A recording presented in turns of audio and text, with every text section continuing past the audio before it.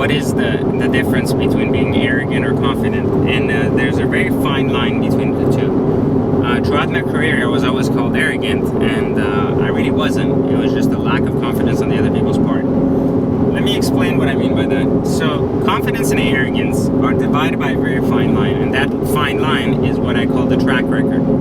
So your track record defines if you're confident or arrogant. If you have a great track record in something, and you're speaking about it in a confident manner, then obviously you're confident because you know what you're talking about. You've been through it, you've implemented it, you've experienced it, and as a result, today speak very profoundly about it. On the other side, if you're always trying to tell people how things are, how things run, but you have no track record yourself in that particular segment or topic of discussion, then that's arrogance.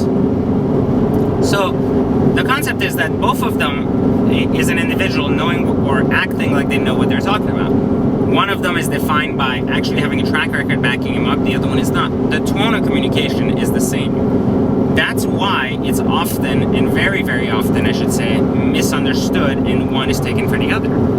It usually depends on the perspective of the other person on the other side listening.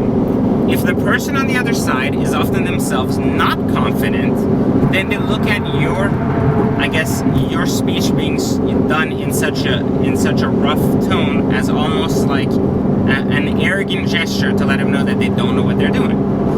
If on the other hand, however, they themselves have achieved a lot and are very confident and are being spoken to, with confidence, then they recognize that and don't take it in such a negative manner.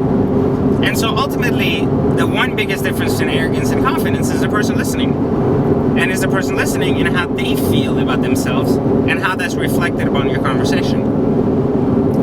In my corporate career, I was always the go-to guy, the known guy when it came to service. I always had all the answers around service, and everybody said, well, how can you be so arrogant and think you've always mastered it? Well, I never received anything less than, perfect scores in all my service surveys, regardless that it was team-driven or me. It was always perfect. And nobody really understood why I was so confident about saying, like, I'm never worried about my service scores.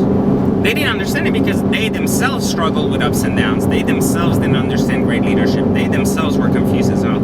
And so even my boss was retarded at that time and would actually think there's no way to master that concept when there is a very easy way. He's just never done it for himself.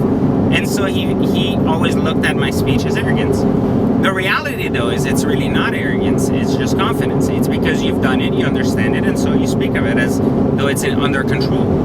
Now, how do you increase your confidence? Well, if the difference between arrogance and confidence is track record, then that's exactly how you increase your confidence.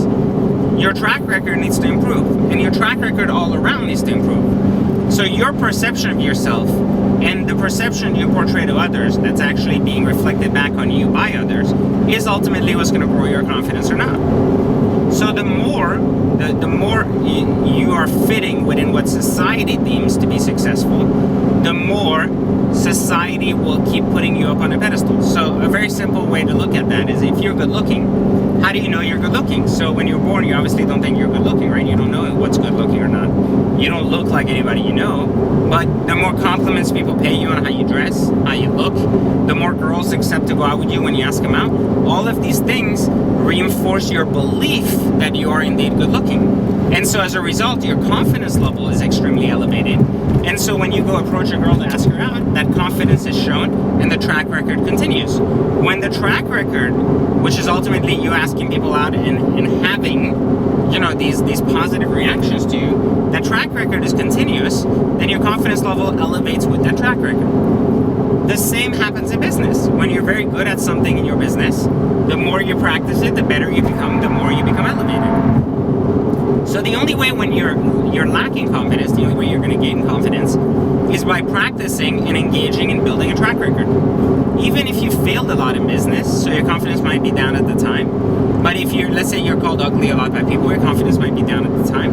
However, in the long run of things, practicing just asking more people out, becoming better at it, and continuously asking until you have a few wins will enable you to gain confidence.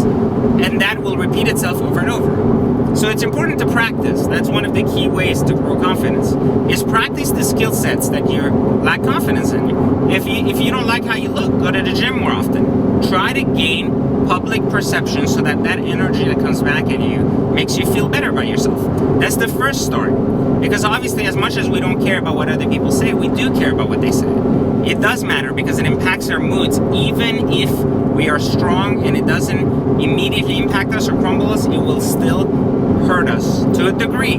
Some of us are better at controlling that emotion than others. Others just crumble and die or cry or whatever it is. But some of you out there have the opportunity to just stop, improve upon those processes, and then go ahead and retry and retry and retry until your confidence builds enough because you succeed enough and grow that track record. Just remember that other people, if you're acting very confident and have nothing to show for it, will read right through that as arrogance. And will read right through that and actually weed you out as someone to actually do business with or not. Because they also know, since they usually have a track record, so you want to do business with them. So things like that matter, and you should pay attention all day long to, like who's actually talking from experience versus talking just from the order of convincing others to kind of follow their footsteps.